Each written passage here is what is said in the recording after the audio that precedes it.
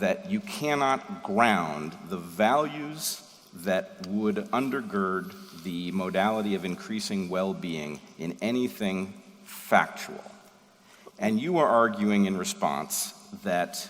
Not without an intermediary structure. Let me just argue in response. Hold on a second. Not without an intermediary structure. What I've heard you argue is something that I agree with, which is that you can ground many things in a nearly objective observation of the universe, but it doesn't say anything about the value part of the equation. And in fact, I think, having thought about the question from an evolutionary point of view, that in order to do what you're talking about, to increase well-being, you are going to have to accept that that is going to leave you with an arbitrary grounding. There is no absolute grounding for it, and you're going to have to just simply accept that it's going to make you arbitrary, that you are in fact going to have to do inconsistent things like decide to honor the love of a mother for her child and dishonor the love of country that causes one population to gas another population. That's inconsistent, and we need to embrace that kind of inconsistency. I mean, it's just a different, I don't think that we even have the grounding problem. I think it's a pseudo-problem.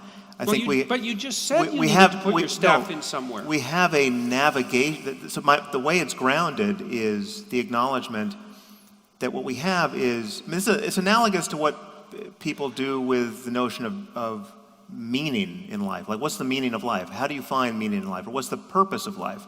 These are bad questions. These are questions that, when you pose them, they seem to demand, they suggest a space in which an answer must be put, but it's just...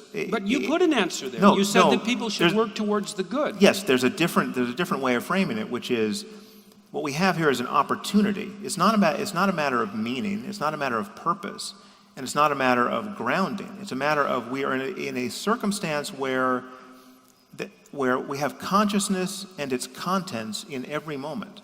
And all of this is, the lights are on, and they're on for reasons that we dimly understand, right? They're reasons that are biological in our case, but perhaps at bottom they're just based on information processing, and that they're platform independent. And then we would build machines for whom the light is actually on, or not, right? It remains to be seen whether we can actually build in our computers conscious minds that can thrive or suffer, right? And that the difference matters. But we're in this circumstance where we are trying to understand how consciousness and its states arises. But one thing that is undeniable is that the lights are on, and being on, they reveal a spectrum of experience that which has one end that the worse it gets, the more compelling it is to move away from it. That's meaning. That's meaning right there. Yes, okay, so and all of our meaning talk and value talk relates to navigating in this space. So there's one end of it where things get needlessly horrible without a silver lining, and there's another end where it gets better and better and non-zero sum, and all boats are rising with the same tide, and the Israelis and the Palestinians... That's the landscape of evil and good. Yeah, so, okay, so fine.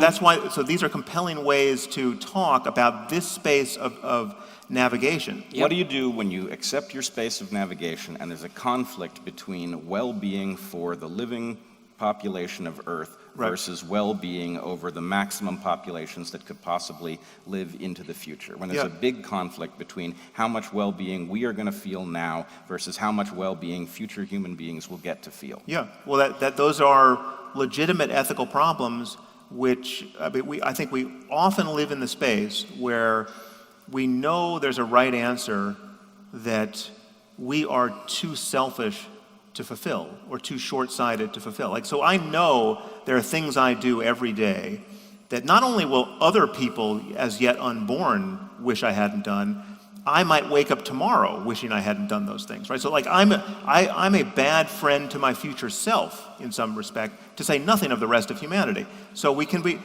have failures we can have weakness of will, we can have failures that we can just be wrong about certain things, but it's nowhere written that it's easy to be a good person, right? But in that case, it's not even clear what good means. Well, no, but I think- it is clear. I'm saying Brett, I even in think those I can cases where address we that. know So- the answer, it might be hard to be motivated by that knowledge, and that because we're not a unity, right? I mean, part of what wisdom is morally is an ability to live integrated enough with your own, better self. The advice you would give to a friend. I mean, this just falls right out of your work as well. It's like live as though, but basically treat yourself the way you would treat.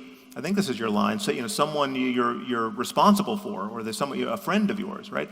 If you can do that, you're already ahead of who most people are most of the time. But there's no reason to say that because it's difficult, or because sometimes we're looking through a glass darkly and can't figure out what the answer is, the answer doesn't exist, or there is no right one.